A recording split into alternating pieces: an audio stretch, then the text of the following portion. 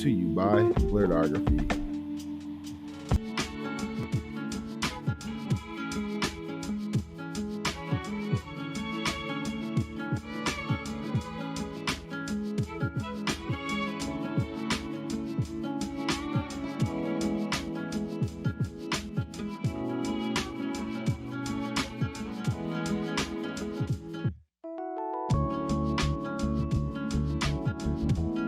What made you first take an interest in acting? I think some people that, say that you just are kind of born with the desire, born with the creativity, not really sure. But I definitely feel that was me. I was allowed to be very creative. My mother was very supportive and very sweet from day one. But I loved music. I loved dressing up. I loved clothes. I loved fashion. I loved dancing. I loved singing. My mother will tell you that I technically started singing before I could talk. I was humming to things and kind of following the melodies. So I just liked performing arts in general. And so I think around 4 years old, I was in Los Angeles at the time, and everybody kind of gets into it if they're at all interested in it, especially at that point in time. So a friend of mine was in a commercial, and I said, hey, that looks fun. Okay, let's try that. And my mom put me in a musical first. She was like, before we get headshots, before we try to find an agent, before we do all this crazy stuff, let's just make sure that you actually like this stuff. And so she put me in a musical in a local community production, and I very much had the bug. It bit me hard, and she was like, all right, let's do it. So we got headshots done, and I started off in commercials. That was kind of the avenue through which I found voice acting, which after a couple years of commercials, I started voice acting because I went through an awkward growing phase, and my agent was like, hey, we have this new department called, youth voiceover, which is specifically for kids.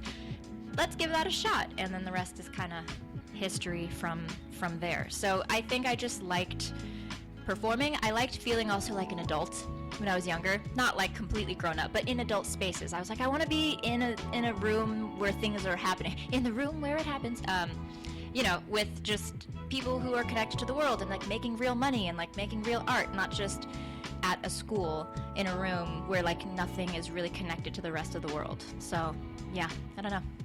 That's how it got started. So yeah. Hello. Hey. Awesome answer. Sure. No, I don't really need a mic, but Glenn Malone with Complete Nerd Authority. So the question I have for you is, what was your experience with Last Avatar? How was that for you? My experience with Avatar: The Last Airbender is kind of crazy. I feel like it's similar to a lot of people who have watched it, because a lot of us remember seeing it when we were younger, and then, like 15 years passed, they put it on Netflix, and now we're all loving it again. So it's kind of been that way for me. I was 12 years old when I voiced Toph, or 12 and 13, I guess, and so I've grown up technically, chronologically, like where Toph would be age-wise now if she were real and alive. So I feel like I've grown and changed a lot. I went to college, I changed my major, I've dated a lot of people, I've broken up with them. It's just been woo! And so it's been lots of life changes. And so Avatar kind of coming back into my life and coming to, events like this, MomoCon, and just lots of anime conventions around the country, hopefully soon the world. Hello, internationals, bring me, I will come to you. It's been just weird reflecting on like how much I've grown, and then seeing that the show is still just as good, but picking up on lots of different things that maybe I didn't when I was a kid. So kind of absorbing more of the adult themes, appreciating the family-friendly ones still, and just appreciating the really good storytelling. I ended up majoring in screenwriting. In undergrad, I went to Yale University. I thought I was going to be a doctor, and so I can really appreciate the arc of Zuko, and just the brilliant writing that Mike and Brian did. So I think I just have a newfound perspective and appreciation of it. And back then I enjoyed working on it at the time, but it was very simple, and that's what makes it kind of nice. It wasn't like going into work being like, wow, I'm working on this Nickelodeon show. It was just like, oh, we all get together, every other Tuesday, record our little bits, and then we see each other the next time. It was, we didn't have Instagram yet. Nobody had an iPhone quite yet. It was just a different little nugget in time before I feel like the whole world was just hit with like YouTube and Facebook and iPhones, and it all got crazy. So it's like it happened like right before that, because 2008 was like I think when the first iPhone came out. So yeah, that was like season 3 coming out. So it's like the timeline in my head is like that was before you had to have a following. You know, it's like that's kind of where my head is at for that stuff. But yeah, I guess that's kind of my journey with it. Hello. Hey, my name is Nirav, GameLuster.com. First of all, I'm sure I am the first person to ever say this to you, but I love Avatar. That's good. So, yeah, it's probably my, favorite just thing that exists of all the things that there are. But I was curious, after all this time, and there's been that, resurgence for this fandom the last few years. Yeah. Are you interested in, coming back to any of the future projects with Avatar Studios? They got that movie coming and other stuff. Yeah, I mean, listen, if you're an actor, you're always interested in being called back for a project. That's Any fair. project that they want me for, I will be there. I think they're going to be recasting for pretty much everything. I had heard that. And I basically, Mike and Brian do what they want. So it's not like people are going to clamor and be like, bring back the originals, and they're just going to change their mind. Not that I'm thinking that's going to happen, but they very much have a vision and something that they feel is best for the show, and then they do it. So that's happened with the original. It was 3 seasons, and people were like, make a fourth, and they're like, no. They did make a new show, but they're like, this is the story. We're not going to mess with the integrity of the story to just give you a 4th season. So they have a vision, and when they execute it the way that they want to, it turns out well. I feel like we've seen that happen, multiple times now. So I'm sad because, of course, I would love to come back and do stuff, but, I'll be cheering from the audience with everybody else. If they call me back for anything, I will be right there. I will I will drive my way, my 20 minutes over to the studio and gladly record. But yeah, I'm not expecting to be called back for anything. Although, playing the Ember Island players in the live action on Netflix, if they do make it to season 3, would be fun. Somebody mentioned having the original cast being then just make a little cameo in the live action season 3. It's hey, that would be really cool. So we'll see. Yeah. Hello. So your character is an earthbender. Yes, she does. But what bending would you want to have? I'm a mix of earth and fire. No wind. That was a band reference joke. And I definitely am, a mix of earth and fire. For anybody who's into astrology stuff, not that I follow it aggressively, but I have 2 fire signs and 1 earth sign in my main 3. So I definitely am a little more fiery within a little bit of grounding underneath there, which I guess is a little bit contradictory because I'm constantly woo, but I'm tied down at the same time. It's both. So it's a little interesting. But I think if I had to pick, I would still pick earth. I mean, I love the outdoors. I mean, I would very much sit in trees, climb trees, run around on rocks barefoot, ideally with no clothes on, actually, was my preference as a child. Just get rid of all of it. It's all unnecessary. Yeah, there's a lot of similarity between me and my character. Toph. I mean, and the other ones too, I suppose, but definitely Toph. And, so I would probably pick Earth still, even though I know that's a little bit of a cop-out, but I think it's pretty close to who I am on a day-to-day basis. I'd still be an Earthbender. Yeah, sure. Toph definitely rhymes with tough. Yes, that's right. JB versus the world. You having done this iconic character the way that you have over the years, what has been your greatest joy in having done that and having seen the reaction over the years? Greatest joy in seeing the reaction to, I guess, just Toph, love for Toph over the years. It depends, because you get some people who are just so into the show that they're just so happy to be there.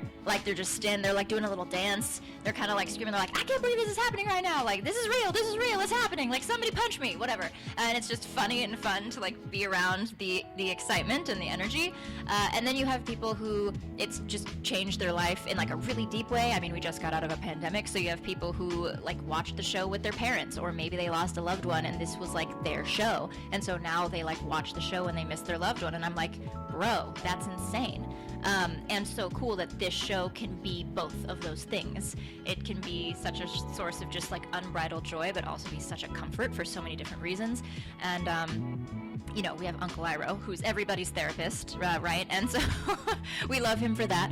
And Toph has helped a lot of, disabled, not just visually impaired, but anybody who just felt a little off, a little, different than the norm, or disabled in any other way, just feel more comfortable, feel more empowered in kind of their differences, and that has been really cool to hear, especially as I get older and I can appreciate it more, because when I'm 12 and 13, I kind of felt that, but like once you're in your early mid-20s and everything's imploding, you're like, whoa, I understand. So it's just been cool to see, I guess, the various aspects that this show could be so impactful. From, like I said, just kind of the super excitement to the like getting me through some really hard stuff, to inspiring artists and inspiring people to, be creative, be themselves, be an individual, not be afraid to just kind of be quirky and be, march to the beat of their own drum. Yeah, I guess that's been kind of the coolest part. I rewatch that show every year. Yeah, Thank see? you. There you go. You're welcome. Hello, Hello. Robert from Blurredography. The boss couldn't be here, but he wants you to know that he thinks Toph is the best. I do too. Dope. But I have a different type of question. Okay, hit me. So I know you went to Yale and I did indeed. focused on writing. So, and I also saw that in 2021 you released, you wrote and directed Nostalgia. Yeah. Yes. Okay. So what challenges did that pose for you? Yes, so I, in COVID, wrote and then directed, put together my first short film called Nostalgia, which is short for kind of like nostalgia. That was the aim. And it was basically just a project to finish. I put, intention in it, and I wanted it to be good, but I have a hard time, as many who are perfectionists can probably relate to, just finishing things, because I know it's not where I want to be. Like, that's not the film that I'm going to submit to Sundance one day, right? But in order to get to that point, I have to just finish things along the way. Like, you have to finish the project. You have to learn from it. You have to do all the steps and take, the things away from it, and then be like, cool, I would adjust this, this, and this for next time. And then you move on to the next story. So it was a little bit of just a hard thing for me to actually finish, because even it was, it's done, it's like 13 minutes, super cute. I had a friend of mine write like some original music for it. We submitted it to some festivals. It was like a finalist for a couple little small ones, which is cool. But I wouldn't want to use that as like this is who I am as a writer, because it's so not where I want to be and like what I think of in my head of like where I am. So it was kind of just a first step of like, I have this experience writing. I don't have experience really executing it. I need to just start executing. So that was kind of the inspiration / how I still feel about it now. And then last year was crazy. Coming to all of these conventions, and I was like, I'll go to these conventions on the weekends, and then during the weekdays I'll have time to write, maybe work on my next project. And I was so tired from it. You guys exhausted me. No, I'm just kidding. But I was so tired from traveling and like coming to all these events that I had no brain energy, and I was like, whoa. Now I really understand why like writers really just are writers. I was like, why aren't people more things? Because there's just no brain space. There's no energy. It's so hard to do so many different things. So that made me really appreciate, I guess, the time it takes to really sink into a project, a script, from any perspective, a producer, director, writer, actor, whatever, because I just didn't have as much time last year as I thought I was going to have, because I just didn't have the energy to do stuff. I would be like neutral, like laying horizontal after a convention weekend for like 2 days, just like recharging, and my brain was mush, and I was like, I should be writing, and I'm like, but I'm eating soup and staring at the wall. Like that was me.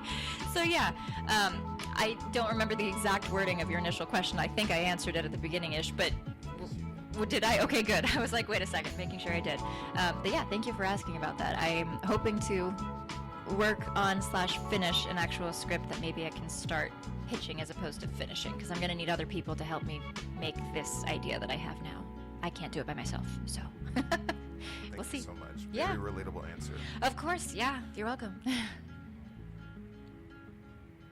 Okay, hello. My name is Sydney, Hi. and I have 2 questions for you. Unacceptable. One of them is actually for my little brother. So, like, when you're voice acting and you're in the recording room, do you actually like have to like physically like do the moves that Toph is doing, or how exactly does that work? If that makes sense. I think it depends. It depends and depended on the line.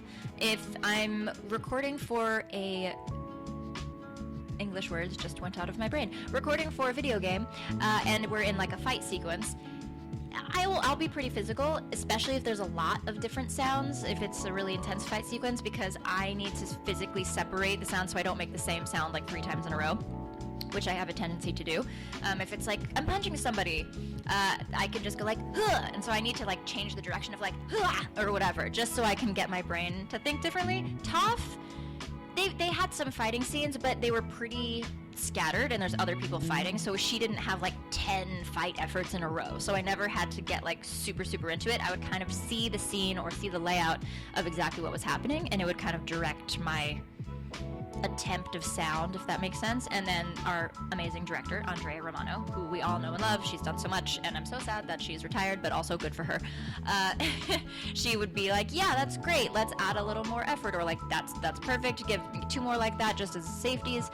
Or she'd be like, you know, this one I think is supposed to be a little softer, because right after your blow, this person comes in and hits a little harder. So she would just kind of, you know, navigate it gently. But in Avatar stuff, I don't think I was too crazy physical. It would maybe be like a little thing, like if her hand was doing this, I might do a little like that, you know, mini version, but nothing too crazy where I was like swinging stuff over my head or anything like that. So, yeah. Okay, and then my second question. Yes. Is like out of the characters that you voice acted for, out of Toph, Frankie Robinson, and I think it was Cha-Cha? Cha-Cha? Yeah. Chaka. It sounds like Cha-Cha, but yeah, Chaka. Who was like your favorite? Like what experience like? Yeah, between so yeah, young Franny and Meet the Robinsons, she's probably my spirit animal of all the characters I've voiced. She's, you know, sassy. They're all sassy. That's the through line. So clearly me as a child, that was in there. My mother can attest. And she's just very smart. She loves science. She loves music. She likes frogs. I'm a big frog turtle girl. All good. You know, she's just very peppy, and she just has this kind of fierce determination. I think it's kind of funny. There's a similar character build to all of these girls that I voiced when I was younger. You know, Toph, Chaka, and Franny. They all just have this, like, I don't know, just undoubtable drive to like do whatever it is they're going to do. Like if they make their mind up, you're not stopping them, kind of. That's all of them have that kind of energy going on, which I like to think means that since I was a kid, you know, you can act as a kid, sure, but it's also just a lot of raw personality, and that's why watching kids act is so great, because there's not a lot of thought, they're just being. And so I like to think that that's kind of in my programming, which helps me when I'm in weird moods, especially now as I'm like 28, we're approaching 30, we're an adult, it's fully happening, and so I'm like, anytime I'm like, oh man, I'm like having a weird moment, I'm sad, I'm down, I'm just like, yeah, but we got this at the core, we know this is who I am, so let's get back into that headspace. But yeah, I would say probably young Franny, Meet the Robinsons. She's my girl. I do love Toph, but Toph is a little too headstrong. I'm guilty of being this, and she's like, I can do it by myself, like I carry my own weight. I get it, I do that too, but it's also like nice to have friends, and I do love people, and I like being in love, and I do like girly things. I do love shopping. I like good shoes. I like getting my hair done. I just started being a nail girl like a few months ago. So much maintenance, but it's fun.